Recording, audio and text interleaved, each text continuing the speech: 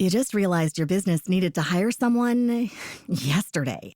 How can you find amazing candidates fast? Easy. Just use Indeed. Stop struggling to get your job post seen on other job sites. With Indeed sponsored jobs, your post jumps to the top of the page for your relevant candidates, so you can reach the people you want faster. According to Indeed data, sponsored jobs posted directly on Indeed have 45% more applications than non-sponsored jobs. Don't wait any longer. Speed up your hiring right now with Indeed.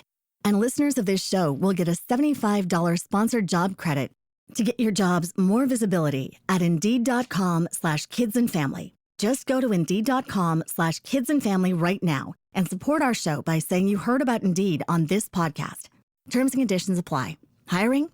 Indeed is all you need. Are you ready to learn the 3 secrets to launching a successful podcast?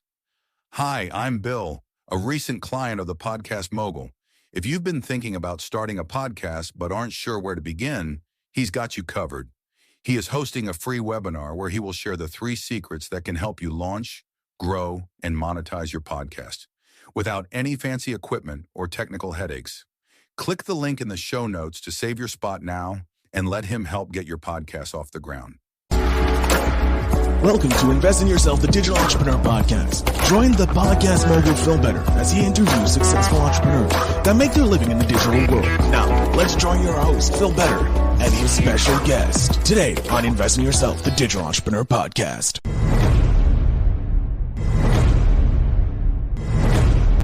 Ladies and gentlemen, welcome back to Invest in Yourself, the Digital Entrepreneur Podcast. I am, of course, Phil Better, the Podcast Mogul, and I am joined by the founder of Health Movement, Mr. Boomer Perrault. Mr. Perrault, how are you today, sir? I'm doing good. How are you doing, man?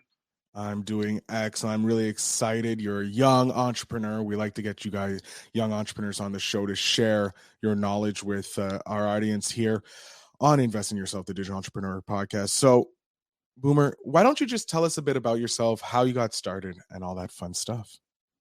Yeah, for sure. So first I want to say, I know you say young entrepreneur, but in a few weeks, I'm going to be hitting my 30s. I don't know. I know some people say that's a baby age, but going into your 30s, it's the first birthday. I'm like, holy cow. Like, I know. I feel old, but it's a big number. I've been there. I'm hitting my 36th year on this beautiful planet. And when I hit 30, it was, I get you. It's changing because you're in your 20s. You're like, even if you're 29, you're like, I'm in my 20s still. Yeah. You're like, oh, you can be like 21 at that point. But when you say 30, you're like, you're a responsible adult now. You have bills to pay. Like, you're the same age your parents were starting to have their family. So yeah, I get you. Yeah, I get you. But I also know my birthday is going to come and I'm going to feel the exact same. Nothing's going to change. It's just a number. But so how I got started. Well, first I'll say I am an online health and fitness coach. I've been doing it for a couple years now. So I guess how we got here, I'll take it back to my early 20s where, I first got into fitness, and like most guys and girls, I'm sure, I did it to look good. I got some results and I enjoyed it. So like a lot of guys as well, I was like, I guess that means I could be a personal trainer. So I became an in-person personal trainer at that time. And of course, anyone that has been a successful trainer knows that just because you enjoy it and can get yourself results doesn't make you a very good trainer. So right on cue, I was not a good one. And then ended up not enjoying it. So I switched career paths. I know this podcast is focused on, digital online stuff. So I guess fast forward to around my mid 20s, I still am a technician actually, but I was a technician, but I always had, the mindset of, doing good for the world, doing good for others. So my first digital project was a charity-like organization called One a Week. I started completely from scratch with the help of a friend to get the word out there. And One a Week was a charity-like organization to promote mental health and positivity through random acts of kindness. And it was done all through social media. So I linked with other companies out there that were actually in the digital space. and that had products. And what I did was I encouraged people to share their or perform good deeds and share them with us via social media. And then I would select somebody kind of at random. It was more of a surprise than anything. Mm-hmm. I know some people don't like using the word incentive to do good deeds Yeah. because it takes it away. But I guess I surprised them with a gift brought on by the companies that we partnered with. And I did that for, to be honest, I'm not even sure. I think it was 2 to 3 years. We ended up getting something like 7,000 acts of kindness shared with us. So it was good. Like, don't get me wrong. I'm sure a good amount of those would have been done anyway, but I know a good amount also were done just because of, one a week, the organization. Yeah. There was also the ones that were done.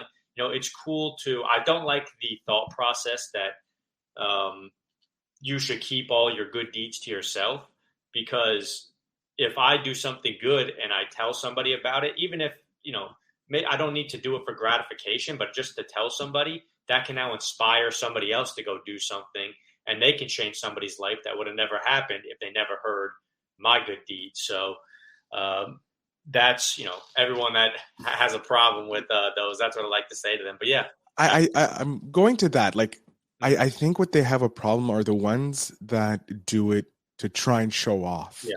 Like if I go ahead and I give $1, a couple dollars to, or buy a meal for a homeless person, and I go to my best friend, I'm like, yeah, I just bought this homeless gentleman or homeless person a meal just because like they looked hungry. Like at that point, it's like, okay, yeah, you did it out of the beneficial of your heart. You didn't do it for clout or anything famous like that. It's when you have someone filming them as they're buying the meal and going, I'm buying this meal for this homeless person, because they can't do it. And they're just trying to show off, look how nice I am. Mm-hmm. I think that's where some people, I think, have a problem with it. No, yeah, that's definitely the case. And I agree for the most part. Like most things in life is about intention, not the act itself. But even still, and I've changed my mindset about those, like even the fake ones that you see on YouTube that they get paid actors to act as homeless people. Like those people, probably some scummy people setting all those up, but it still can inspire somebody. Yeah. So it's not like anything bad's coming out of those things. Yeah, no, I guess you're right. I guess the end result is a net positive for the world, more positive people. So yeah, I guess, yeah, I think I can accept the scum ones doing it because they're inspiring the others. Okay, fair, good point. I like that. Yeah. But so after however many years I did that, a couple years ago, I started to lose passion for it, because again, it was a charity organization and I was intentionally doing it. So I made zero money. I didn't want to get any donations or anything like that. Any donations that did come in, I always gave them back out. But I was getting burnt out. And while I was getting burnt out, I started thinking, okay, well, I'm still a technician at this time, and I didn't enjoy that. And it started really make me think of, what things can I add to my life that I do enjoy? And sure enough, health and fitness came back, because I've always, even when I stopped being a personal trainer, that's always been like my biggest passion, not just for myself, just education. I always help people. So I learned so much throughout my 20s. And I decided that I was going to give it another go being a personal trainer. But this time, now I had, more knowledge, just not only in the health and fitness industry, but also as a coach, so I could help people better. And I also wanted to do it online. So like many before me, I tried to, do it all online by myself. I was struggling to get clients. There was somebody from my hometown that was actually an online personal trainer as well, who was very, very successful. And he started a coaching program to help online personal trainers. So I ended up joining his coaching program earlier this year. And it's been I've obviously had my ups and downs like everybody else, but it's been much more smooth sailing. And I've seen a lot more success after hiring him as a coach and learning the ins and outs of actually how to find clients and how to, put them through the process of the moment you introduce yourself to the moment that you sign them up. So yeah, it's been definitely an interesting 2 years and a lot of frustration, but we're still here, and every day we're growing a little bit more. I love it. I love it because you're far along in the process, but you're still early in the process, and you're showing like, hey, I was getting successes, but with I decided to invest in yourself. You invested in a coach so that they could take you to the next level because they already had the success, because you were following their success, and then they're like, now I'm ready to teach you guys. And that's great to have that mentor relationship, even if it's a coach, because that's going to last forever. Definitely. And that's something that's changed with me a lot in the last few years, where earlier on in my life, I would have came up with the reasons of why it wasn't worth hire a coach. Like, if they could do it on their own, that means I could do it, figure a way to do it on my own. What if they're, just a scam artist and they're not going to teach me? And, just anything you can think of, but justifying why it's not worth the cost. But the more I've grown as a person, the more I realize, not just for business, but really anything in life, a coach can help you. The amount of health and fitness professionals and coaches that actually have their own coaches for their own health and fitness is it's a pretty high number. People would be surprised. And it just goes to show that no matter how well educated you are, or how good you are at something, you can always get help from somebody else in that category. So yeah, hiring coaches for anything in life can definitely be very beneficial. Yeah, it's so important. I've hired coaches for my businesses, how to do outreach and sales, because I never learned sales because I was always in customer service. So my customer service is perfect. My sales part, though, is horrible because I've never had to do sales. So I had to hire a coach for that to help get me more clients and learn how to properly sell to my ideal clients. So yeah, no. I love how you went and got a coach who was actually going, here's the whole business model. This is how you do it because this is the niche that I'm in. So it's friggin' awesome for that. I do want to ask, apart from that great tip of hiring a coach to help you get to the next level, is there a tip maybe for some beginner entrepreneurs? Like if you're thinking back when you were still doing the charity, you were kind of in that digital entrepreneur world, but then you decided, hey, I'm getting burnt out. I want to have a change. And that's what mainly most of our audience is. They want to get out of the 9-to-5 grind. What tip would you have for them when to kind of like start getting out of that 9-to-5 grind? Yeah, I mean, I got a few. The one of the biggest ones would be hiring a coach, but beyond that, a lot of these are probably stuff people have heard before, but there's also a reason for that. So if someone wants a new one, sorry, but it would be probably the biggest one outside of hiring a coach, maybe even the biggest one, is not to wait. I used to do that a lot as well. Just if it wasn't perfect, I would just, keep working on something before I put it out, where the best way to perfect something is to, be sloppy with it in the beginning. And it's going to be inevitable when you first start, no matter how prepared you think you are, whatever it is. I'll just use the fitness as an example. When I first started working with people, I waited a few months because I wanted to get better at the whole online thing since I was new to it. But it was still, a work in progress, even when I started after taking those few months. So if I had just started a few months earlier, I would have been able to, figure things out a bit faster and been much farther ahead after those few months of waiting. So I would definitely tell people not to wait, and just, obviously you don't want to, go in recklessly, but as long as you have some type of foundation to work on, don't just keep researching. Actually just dive into whatever you want to do, again, strategically, not recklessly, and you're going to be much better off, 6 months, a year in, however long in, than you would have if you waited that 6 months to even up to a year to start. So that's probably one of the other biggest ones. And then you have ones, like just be authentic to yourself. Again, seems like it's not that important, but doing like the charity for a few years, I was guilty of not totally being myself in the beginning and trying to be this super, like happy, never swear, never say, anything negative at all. No, like jokes that could come off offensive. Not that Just I'm a perfect human being with nothing wrong with them. Yeah. Exactly. And not that, I'm out here, swearing every other word and, making fun of people, but, every now and then I do drop an F-bomb, and, I do find humor that is not exactly politically correct funny. So I've learned to just be myself, because it is difficult to navigate not being authentic to yourself. And it's just so much easier. And you'll actually find, in most cases, I think, that in the long term, you'll attract more people that are interested in working with you, the real you, versus being fake to who you are, and you can see through that. So, again, a lot of the tips is just the stuff most people have heard before, but again, there's a reason for that. It's true. If it's being repeated by some of the greats, it must be true. They may be just putting it in their own words, but it is important to be yourself, be authentic, because that's the only way you're going to work with people that you want to work with. We're in a world where there's 7 billion possible clients when you go into the entrepreneurial world. So it's not everybody. You don't have to go after everybody. You can find 1,000 fans and monetize them, or 1,000 clients and monetize them, and boom, you're set for life. So yeah.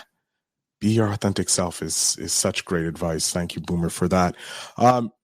Moving along, you've been about 9 years. We'll say that you've been in this world of digital entrepreneurship, if you will. You must have collected 1,000 memories in that time. Could you maybe pick out maybe 1 or 2 memories that you find are some great memories that you had in your journey?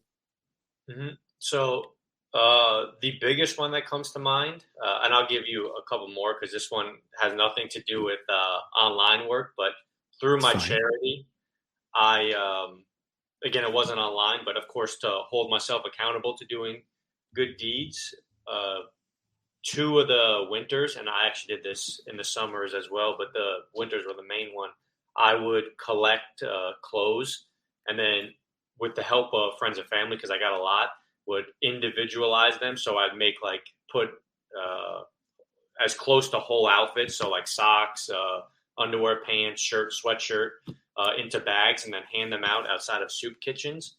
And that's probably the most proud I've ever been of myself. I think over the 2 years I did it, we ended up collecting and handing out at least one piece of article of clothing, if not whole outfits, to around 500 people. And that's life-changing right there. Yeah, it's obviously there's charities doing way more, but just the fact that I did this spending zero money. I did it all through word of mouth, reaching out to people in Facebook groups of nearby towns I was in, doing everything just in my house, eventually my mom's house, because I didn't have enough room in my own place to hold all the bags. And then just finding soup kitchens and literally just driving and standing outside them from 6 in the morning to 8 or 9, and just having people come up and get to meet some of them, get to hear some people's stories. That's definitely my proudest moment.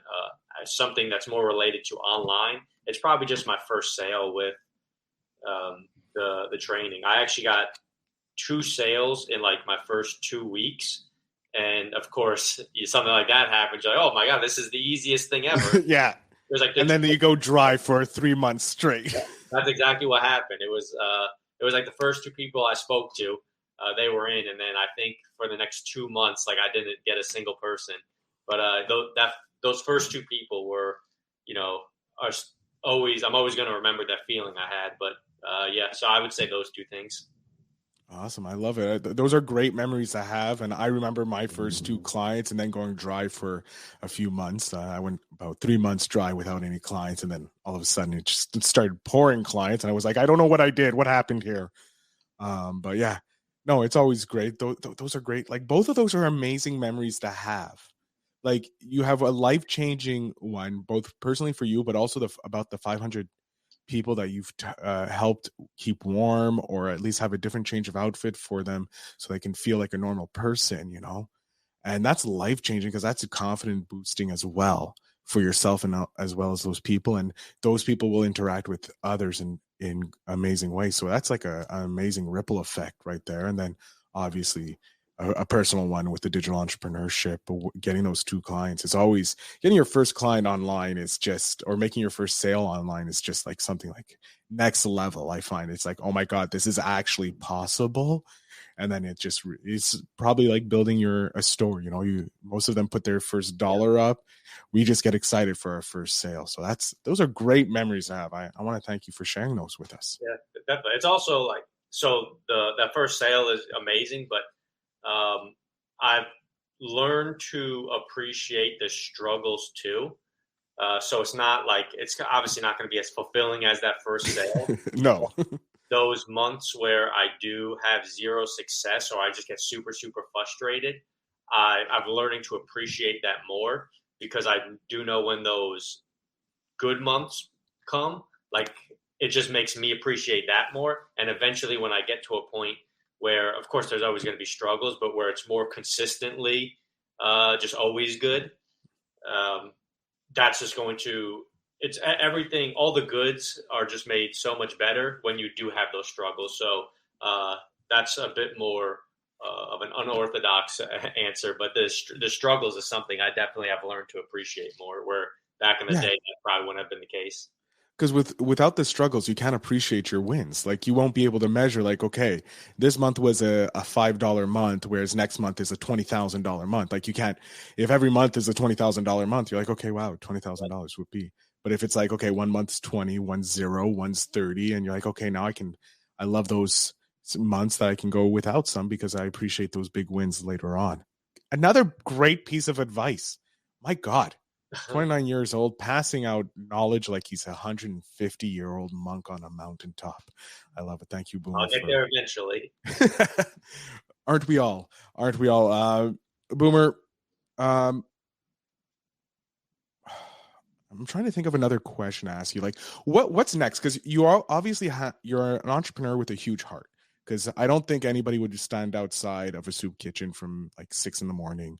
to 9, handing out clothing to people. So, what is the big goal? Like, what is the we fast forward? You're at the end of the life. What is it that you really want to have accomplished in your life right now? I mean, right now it's just creating a stable, steady training business, because when I stopped the charity, I did want to start something up again that was going to be focused on, something a little more direct, as in, being able to help people more practically. Like I was thinking it would be something to have to do with kids, or probably kids. So I want to be able to create something that's very self-sufficient as a business and stable. So while I have that going on, still putting some work in it, of course, I want to focus on starting another charity that is, like I said, is going to be a bit more practical, as far as saying, okay, well, we do this, we help this person, and we know that this is going to help them in this way. So a bit more direct with the help, but that is, down the road once I continue to put work in the personal training business, and, just finding ways to help people. I started doing podcasts probably 2 months ago. And the big reason I wanted to do them was just to, I mean, in this case, with this podcast, it's more so directed towards helping people or give them any advice I can to grow their business. But a lot of them, we talk more directly on the health aspect. And I've been doing it just because everything that's been going on in the last 20 months, at least in the United States, one of the main things that seems to be missing from mainstream media is advice on how to actually make people healthy. Nothing that's being shared is meant to help people get healthy. It's meant to prevent them from getting COVID or scaring them into being fearful to step outside their house. Like, there hasn't been anything to say, okay, hey, we'll do X, Y, and Z. So to actually build your immune system, so vaccine or no vaccine, you have a better chance, better off. Yeah. And so that's the big thing, the big reason why I want to start doing podcasts. And Yeah, so that's, I guess, the more short-term goal is just keep, giving out free advice to help people in any way I can. And then as I continue to grow the business, eventually get into another type of charity. There we go. I love it. I love how you have a kind of an end goal for the business to be self-sufficient enough so that you can go ahead and help other people. Boomer, we're coming up to the end here. I'm a voracious book eater. I love reading. It's something that I love to do, and I love getting advice from other entrepreneurs about books that have helped them. Would you care to share a book or two that you find that entrepreneurs should always have in their catalog? So the first one I'll say, and to be fair, this could be like just an average book, but it was the first self-help book I ever read. So I might just think it's way better than other people, but it's Take the Stairs by Rory Vaden, which if I remember correctly, and I read this probably 5-6 years ago, but I believe it was a lot of practical tips of how to be productive, how to be in the right mindset, how to set goals, and a lot of the stuff that you want to start building off of when you do want to grow as a person or professionally or any other area. So I would say Take the Stairs by Rory Vaden. Up with second one, I'm actually going to go to, I'm a massive reader too, so I actually have a list of a bunch of books I've read or want to read. If I go look at this real quick, for more of on a financial side, I would say Rich Dad Poor Dad. I've read Amazing that book. three times now, and I've heard other people say it with this book in particular, but it's so true. Each time I've read it, I've gotten something new out of it. So I would say for more of a financial side, not just personal development, I would definitely say Rich Dad Poor Dad by Robert Kiyosaki. Amazing. He's one of the Dream 100 for this podcast, as well as for my one of my clients' podcasts as well. So, he major influence on my life and on many other people's lives. Boomer, I'm going to jump off stage here. I'm going to let you have the full screen here. Let my audience know where they can find you, where they can get in touch with you if they want to learn more about your personal training, maybe even help you jumpstart that charity maybe a bit sooner or give you some ideas. But the floor is yours, sir. Thank you. So first I'll say regarding the previous charity, I did have a podcast when I did it, a mental health podcast. It's still up. So if you want to go check out some of the episodes, it's called Unapologetically Me, a mental health podcast. You have to put the whole thing in for me to show up first because there's a couple others called Unapologetically Me. So Unapologetically Me, a mental health podcast. As far as the fitness, you can find me on Instagram at Healthy Movement Blueprint. That's the name of the company, Healthy Movement Blueprint. We also have a Facebook page. And then just my own personal Facebook where I upload a lot of health and fitness information, just Boomer Perrault. That's Boomer Perrault, P as in Peter, Errault. I share a bunch of helpful tips and tricks for overall health, more specifically fitness, of course. On all of them, the main demographic I work with is people who work desk jobs or sit a lot that have some type of back or any type of pain that also want to get out of pain and get in shape. So if that sounds like you, definitely come and give me a follow. Definitely reach out. I do provide a bunch of value to people before I even start working with them. So I can definitely help you out. I also have a link in all of my bios of a questionnaire you can fill out to set up a call with me to see if I can help you and to possibly work together. So, like I said, I work with people who have any type of pain and want to get in shape. If that sounds like you, please reach out because I do truly enjoy helping people. Even if I don't work with them, I do try to provide some type of value. And my last plea is just to take your health seriously. There's so many people that have,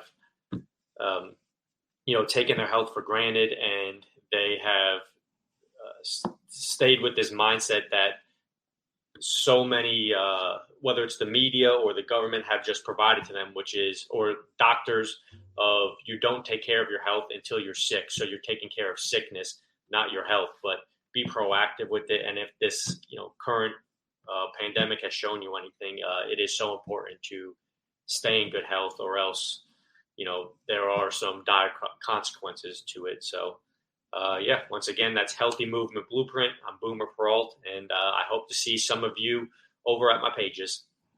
Excellent. Oh, amazing thing. Ladies and gentlemen, the links to connect with Boomer will be in the show notes down below. So please make sure you check it out if you want to get your health to the next level, start getting it healthy, because with a healthy mind, a healthy body, you can start getting a healthy wallet, because those are the things you need.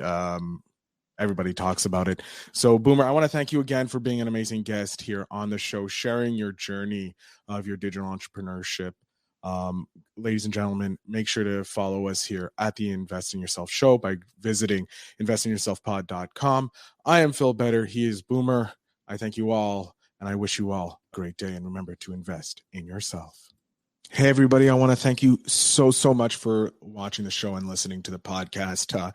As a thank you, remember, you can always head over to my website, fulfillment.Inc.com, and get free 15 minutes with me to talk about how you can grow your podcast, how to monetize your podcast, or even how to start your podcast. I have helped lots of people, and I want to help you do the same for your business or just for your personal brand. So again, that is fulfillment.Inc.com. Head over there, book your free 15 minutes, and it'll be a pleasure to help you out. Have a good night, and remember to invest in yourself.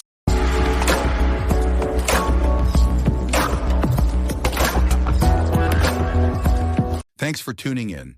Now it's time to take the next step. When you're ready to dive deeper into how to launch, grow, and monetize your podcast, Phil's got something special for you.